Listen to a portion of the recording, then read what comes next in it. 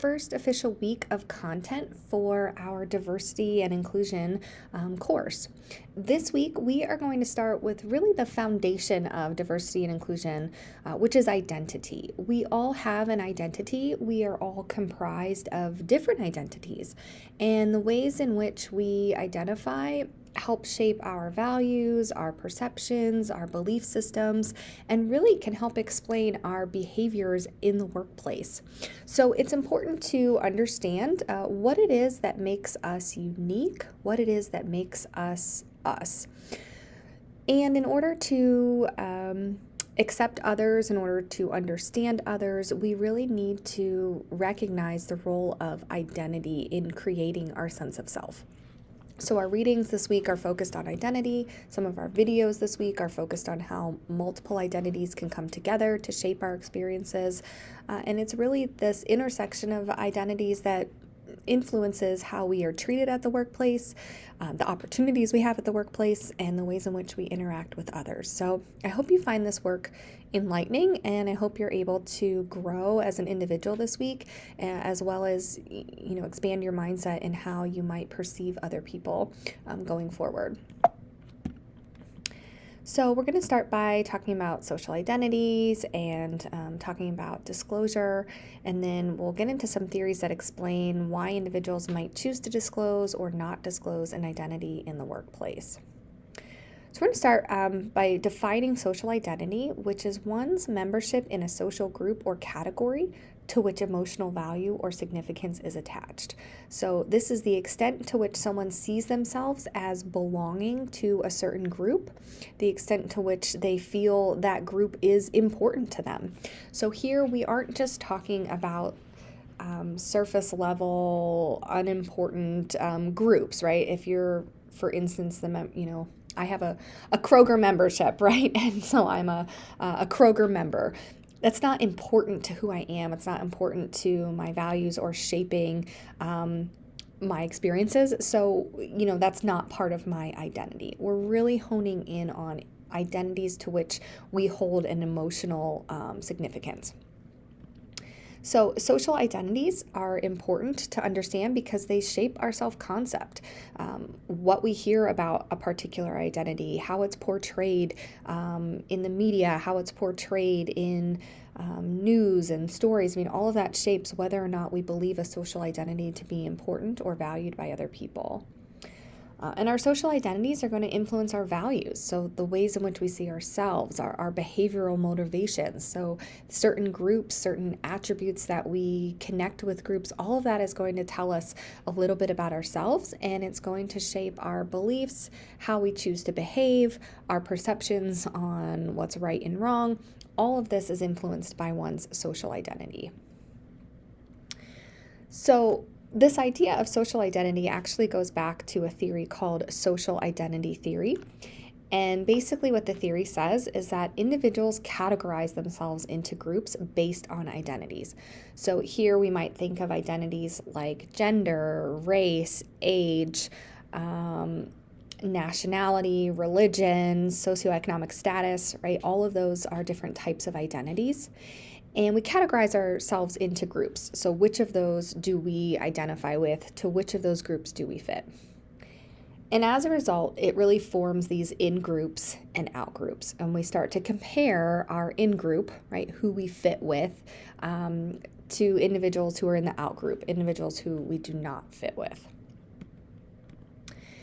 And this results in something that we call positive distinctiveness. So essentially, individuals try to distinguish their in-group from other out-groups.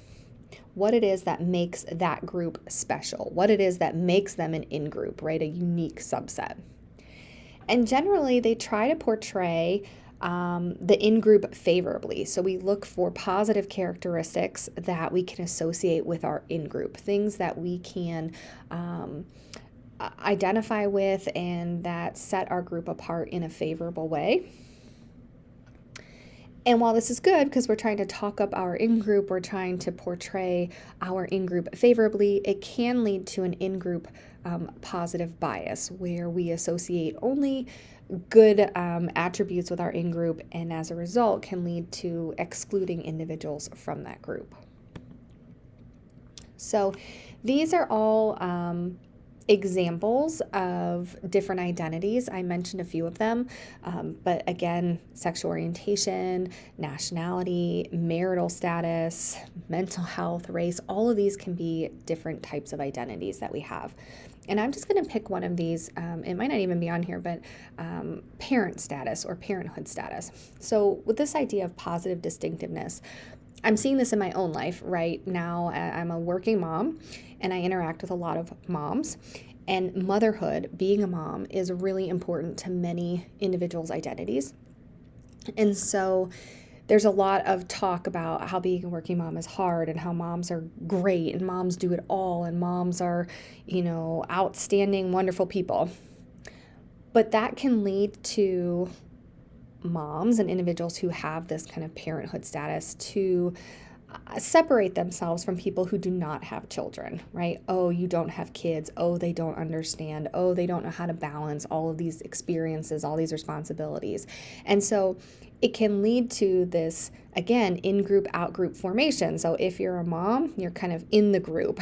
And if you're not, you're out of the group because you just don't have the same life experiences and the positive attributes that we associate with our in-group, we just don't extend to the out-group. So I pick that as an example, kind of a low-level example of what it can look like to form in-groups and out-groups based on our identity status. And you could pick any of these identities that are here on the screen and make a similar argument for how we create in-groups and out-groups related to those identities. And again, it's good because we inflate the value that we place on our identities, but it does lead to some exclusion of other individuals from those groups. So our identities are not always known to other people. And in fact, some identities we cannot discern simply by looking at another person. So we need to distinguish between visible identities. So these are attributes that are generally visible to other people, that when we look at somebody, we can make some sort of guess or observation about their identities. Generally speaking, we might be able to determine someone's race, gender, an idea about their age, perhaps about their physical abilities, right? We can tell that based on looking at someone usually. We also can maintain concealable identities. So these are attributes that we maintain that are less easily observed or might be able to be covered up by someone. We might try to conceal our identities. So for instance, some mental illnesses are able to be concealed. So if a person has depression, we can't just tell that they have depression by looking at them. Sexual orientation, we're not able to glean somebody's sexual orientation typically just by looking at them. Socioeconomic status, education level, right? These are identities that we have that we aren't always able to just broadcast to other people simply by observing them. And oftentimes we find out this information when individuals choose to disclose it. So disclosure involves purposefully telling someone information.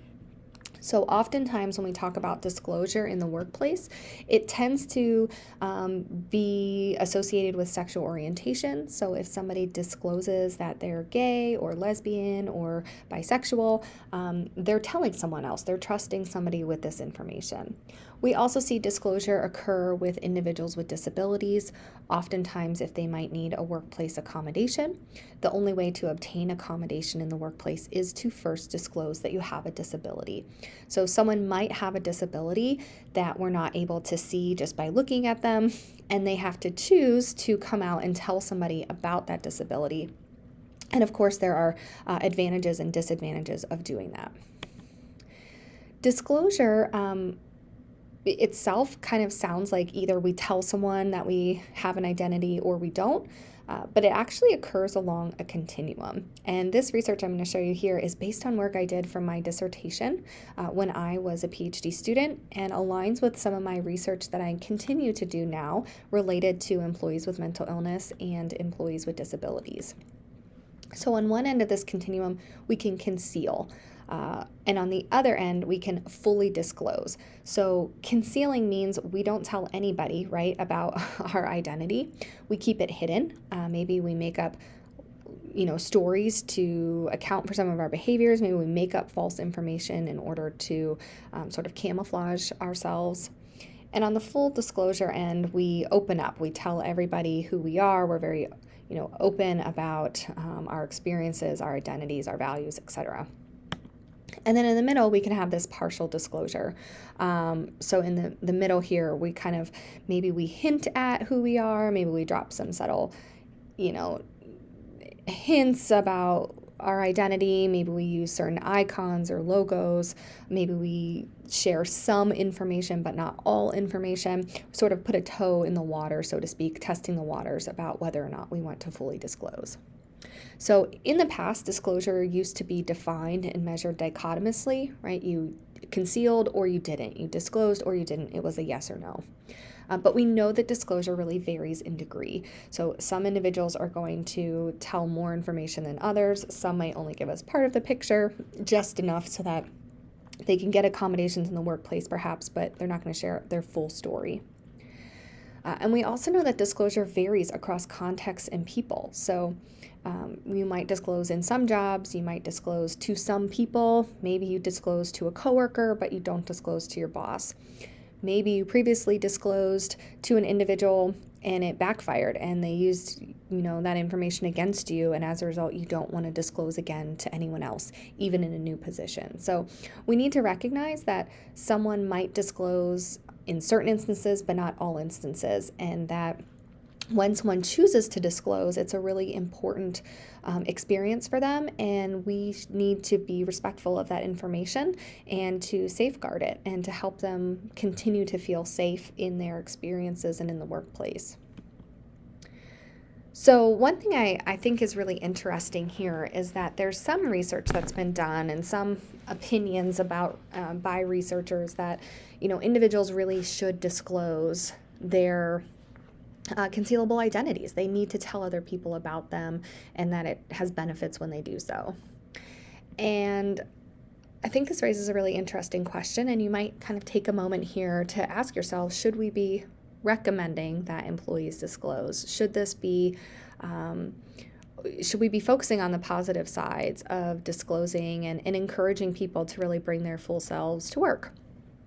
And I think what you'll come to find throughout this course is that it really depends. It's going to depend on your workplace culture. It's going to depend on the individuals in that workplace. It's going to depend on the individual themselves and their own experiences. And so while the academic research has tended to say everyone should stand up and be counted and be open and be authentic, I do think there are some real barriers that individuals still experience, and that sometimes disclosing can actually lead to worsened outcomes for individuals. And we need to be mindful of that.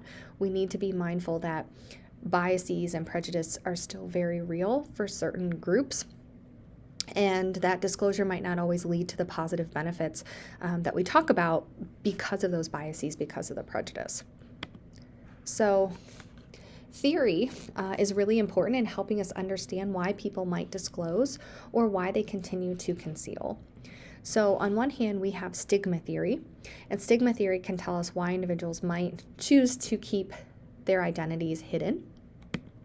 And self-verification theory can help us understand why individuals might choose to actually tell others about their identities. So we'll start with stigma. A stigmatized identity is an identity that is perceived to be devalued, discredited, or tainted. Generally, it's an identity that people are shamed for, that there's a lot of negative feelings or animosity associated with that identity. In the current climate of today's world, we might associate that with individuals who struggle with substance abuse. We might associate it with individuals who are unhoused, or individuals from lower socioeconomic statuses, individuals with mental illness. These are all identities that have historically experienced a great amount of stigma.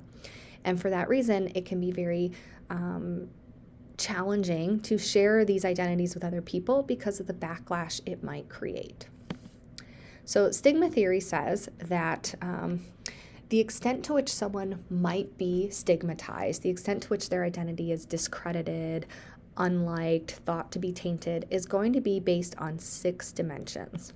So the first is concealability. Can it be hidden? So if we can hide something that other people tend to be uncomfortable with, then it allows us to avoid stigma because it can be hidden, right?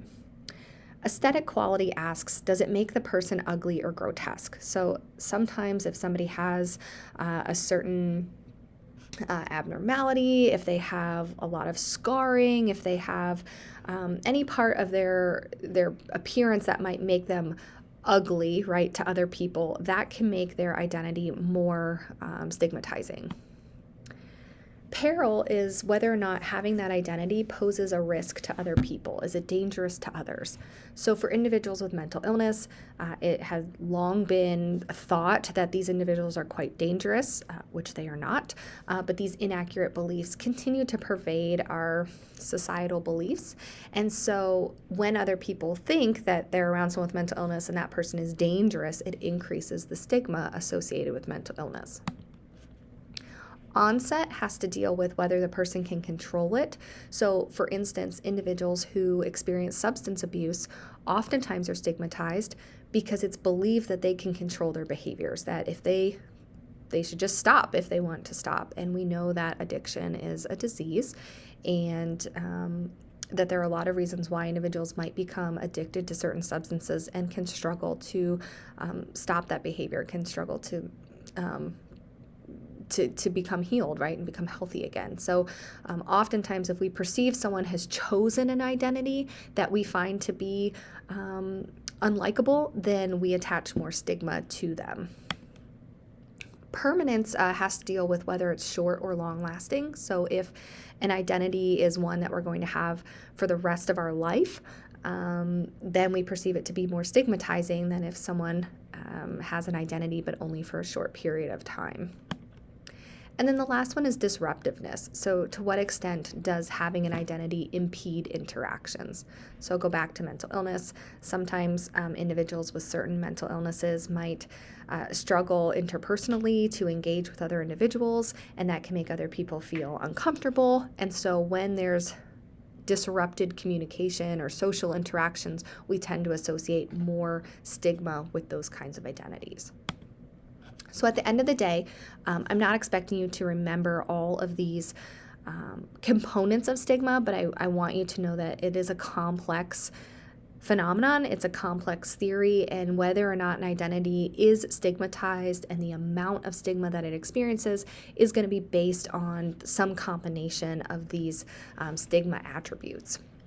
And the very bottom line that I want you to take away is that stigma is going to impact how individuals feel about themselves and their identities and how they manage them. So if someone feels that there is more stigma associated with their identity, they're going to be less likely to disclose that identity and open themselves up to some of these negative outcomes in the workplace.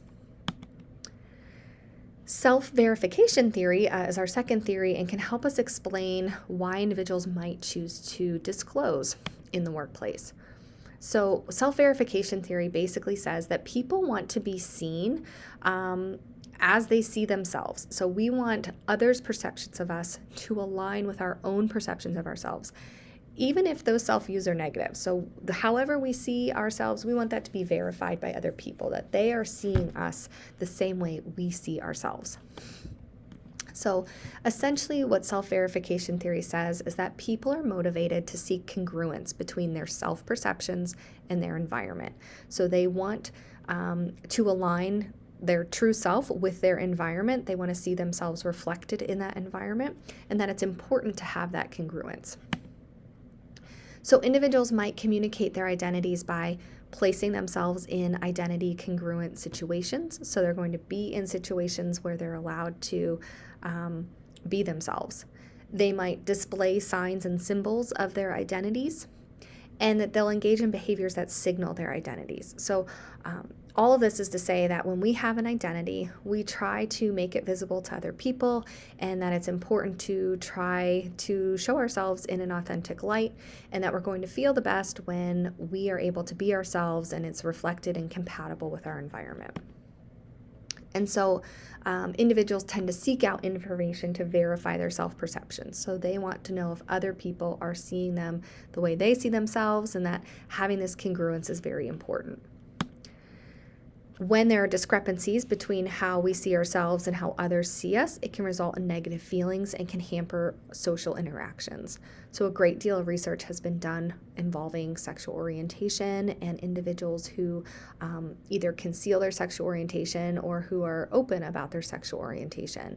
And so if you are someone who has identified as being gay and you see yourself as gay, but no one else knows that, and everyone else perceives you to be straight, and they interact with you and make assumptions about you being straight when you are not, that creates this kind of incongruence, and it's very uncomfortable for individuals.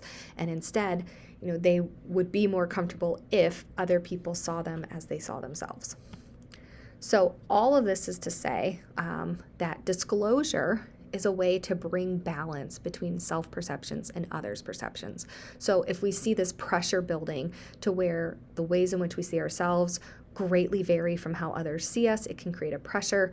And the only way to really solve that or eliminate the pressure is to disclose so that other people can truly see us the way we see ourselves. So unfortunately, there are consequences associated with disclosure. On balance, we know that disclosure can lead to both positive and negative outcomes. So generally speaking, when individuals have disclosed, they tend to have improved psychological and physical health outcomes because they're able to be their true selves, they're able to be authentic, and it allows them to, live a more open life. In the workplace, when individuals disclosed, generally speaking, we've seen increased perceptions of job satisfaction, organizational support, and organizational commitment. So they like their job more, they want to stay there more, they perceive their organization as more supportive. However, when we look at the research of disclosure, most of these positive outcomes are reported by gay and lesbian employees. So this tells us that disclosure, generally speaking, has been very positive for gay and lesbian employees. However, when we look at other individuals, like those with mental illness, those with HIV, individuals who are bisexual, and individuals who are pregnant, we see more mixed results. And this, oftentimes these identities are associated with negative effects that when we choose to disclose some of these more stigmatized identities, we don't see the positive outcomes associated with them. And I kind of give you this mixed, complex picture to say that disclosure is not a black and white phenomenon. It is a complicated process. And sometimes disclosure is good for some groups, and sometimes it's not for others. It's going to depend on the stigma that's attached to a certain identity. It might depend on the culture of an organization. And so this kind of goes back to that opening question of whether or not we should encourage individuals to disclose. It is an individual personal decision, and it's going to depend on a lot of contextual factors. So choosing to disclose or choosing to conceal, it's not a one-size-fits-all approach, and there's not a right or a wrong way to do it, but we need to understand why some individuals might choose to disclose and why some individuals might not. As we talk about identities and their place in organizations and their place in our lives, I did want to just raise this notion of privilege and the idea that some identities are going to give us more privilege in society, in workplaces, than others. So when we talk about privilege, we're talking about special rights or advantages granted to specific groups of people because of their membership in a social group. So historically speaking, organizations have been founded and run by men for a very long time, and it was hard for women to break into certain networks, to get into certain social circles. It was hard for women to seek out mentorship and truly be mentored. And so in those instances, in that example, being male was a privilege. It gave a specific advantage. It gave an advantage to men who wanted to succeed in the workplace. And we're seeing some of those barriers eliminated, though there is still times when women are disadvantaged in the workplace, and we can talk about that throughout the semester. But I just want to generally recognize that some identities do have privilege associated with them. So for instance, in the United States, being white, being male, being wealthy, being able-bodied, all of these confer advantages for individuals, which isn't to say that other individuals cannot be successful. It's just they don't have the built-in advantages that others do. And this week, when you read The Invisible Knapsack, this idea of privilege is going to be raised again. And so I just want to bring this concept to the forefront of your mind as you think about the ways in which you might be advantaged through some of your identities and perhaps disadvantaged through other identities, and what that means, right? How do you navigate that? Because we all have some advantages with some identities and some disadvantages with others. We're going to just skip that video real quick for the sake of time here. The last concept I just want to touch on for you all is this idea of intersectionality, which we just talked about a little bit when we think about having multiple identities. But intersectionality essentially is this idea that we maintain multiple identities. We're not just a race or a gender or an age, right? All of these together form who we are as a person. So the experiences of white women in the workplace are actually very different than the experiences of Black women or women of color in the workplace. So we can't simply look at what it means to be a woman. We need to consider some of these more nuanced identities and the effect they have on individuals. So just formally defined, intersectionality is the idea of having a complex intersection of social identities that interact to influence our lives across domains. So this kind of figure here shows how all the different identities we maintain kind of come together and form who we are as an individual. And it's a really good approach for just helping us recognize power, privilege, and oppression. So it can tell us who gets included, who gets left out, and are all experiences represented. So, unfortunately in workplaces, we tend to advantage or prioritize certain groups, and that can leave some individuals feeling as though they're discluded or excluded. As an example, individuals with disabilities, we know on average are unemployed or underemployed at significantly greater rates than individuals who do not have a disability. And so understanding these experiences of individuals with disabilities, how that interacts, what does it mean to be a woman with a disability versus a man with a disability? What does it mean to be a woman of color with a disability versus a man of color with disability? We can't just look at one identity and understand the full picture. We really need to branch out, consider all these identities together, and that's what's going to help us understand somebody's experiences, their perceptions, their behaviors. So this week, we're going to do a little bit of self-exploration with a social identity exercise. You have the opportunity to do some readings to help expand your mindset about identity. And we're going to watch some videos about the power of intersectionality and how identity is just the cornerstone of everything that we study, the cornerstone of who we are as employees and as people. So thank you for being along this journey with me. If you have any questions, please don't hesitate to reach out, and looking forward to reading through your responses this week as you get to do a deep dive into yourself. So have a great week ahead and take care.